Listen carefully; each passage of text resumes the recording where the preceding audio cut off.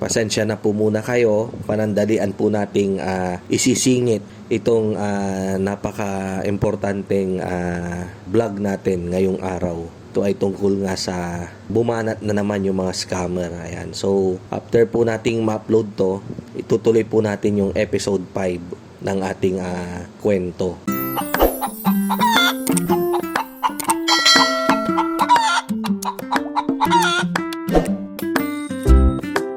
Good day po sa inyong lahat.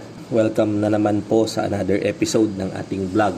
So, ang topic po natin for today ay tungkol sa isang experience ng isang farmer na kung saan sila ay nagbalak na magtayo ng kanilang livelihood sa pamamagitan ng pag-aalaga ng broiler or yung tinatawag nating 45 days. Yan. Yung broiler po kasi ito po yung pang meat type. So kailangan nating pakainin ito at within 30 to 35 days ay nasa 1.5 kilos na sila at ready na po sila para i-dispose, katayin, ibenta ng live weight, and then yung bibili, sila na yung kakatay para ito ay ulamin or ihanda. Kaya lang, itong farmer na to ay nagtataka raw sila dahil yung kanilang pinapalaking broiler kuno ay bakit mabagal lumaki tapos ang papayat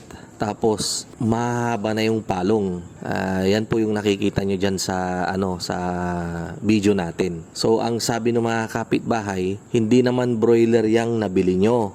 Yan ay isang layer. Nung una ayaw pa raw nilang maniwala kaya nag-antay pa sila hanggang sa ito nga ay 2 months old na. Doon na sila medyo naniniwala sa comment ng isang kapitbahay nila na yung nabili nga nila ay layer daw na sisiw.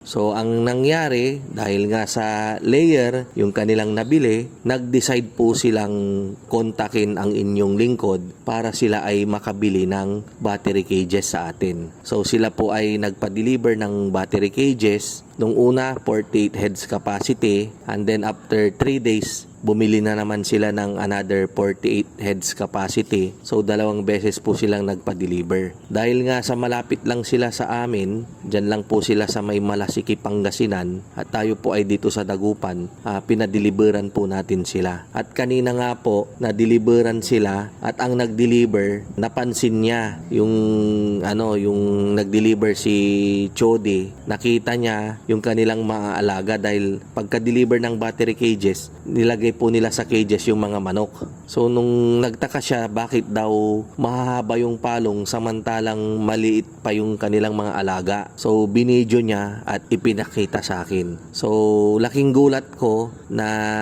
ganun nga pala yung nangyari. So kako, yung kanilang alaga ay layer nga pero puro naman lalaki. So imagine nyo po, 2 buwan na nilang pinapakain, nagsasayang lang sila ng feeds dahil syempre lalaki po. Ang masakit pa, binilhan pa nila ng battery cages na worth 15,000 plus yung delivery na 1,000 pesos.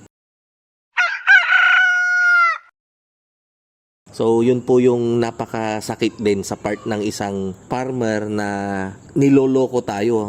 Sinasamantala yung pagiging inosente natin. Sinasamantala nila yung pagiging kawalan natin ng idea sa bagay na yan. Ayan, imagine, niloko mo na nga yung tao, binentahan mo ng sisiw, puro lalaki. Doon pa lang, yung pinambili ng sisiw, niloko mo na yung tao. Tapos, palalakihin pa yan, pakakainin ng katakot-takot na feeds. Tapos, hindi rin naman pala broiler. Hindi rin pala lalaki. Napakahirap naman ng ganyang kalagayan. Tapos, binilihan mo pa ng cages, gumastos ka na naman.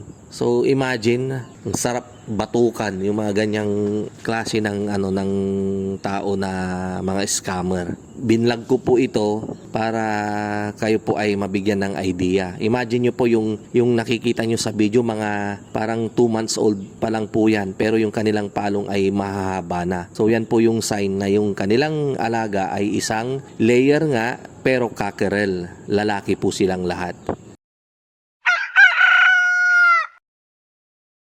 So mag-iingat po tayo, mag-iingat po tayo. Ayan. So sana doon tayo bibili sa kaya nakakadala din di ba? Doon tayo bibili sa legit. Kaya dito sa channel natin, maraming nag-i-inquire kasi alam nila na legit tayo. Minsan nga meron yung mabibilihan ng malapit sa kanilang lugar, pero dito pa rin sila bumibili sa atin dahil sa kadahilanan na alam nilang legit po tayo. Pero still, mag-iingat pa rin po tayo. Ayan, para maiwasan po natin yung mga ganyan na experiences. Ano po. Ayan, so sana nabigyan ko po kayo ng dagdag kaalaman regarding dito sa ating paitluging manok. Ayan, maraming salamat po sa wala ninyong sawa sa panonood. Ayan, kita-kita po ulit tayo sa mga susunod nating vlog. Ayan, mabuhay po tayong lahat. God bless.